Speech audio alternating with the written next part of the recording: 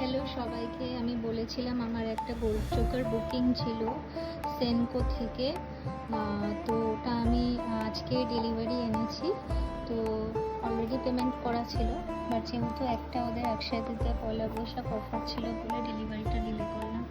তো আজকে ওটা আমি নিয়ে এসেছি। এই যে ডিজাইনটা তোমাদের দেখিয়ে দিই। আচ্ছা, এইটার সাথে আমি দুটো পারফিউম গিফট হিসেবে পেয়েছি। তো আমার একটা কুপন ছিল, তো সেইটা আমি রিডিম করে এই পারফিউম দুটো অ্যাজ এ গিফট পেয়েছি। এই একটা পারফিউম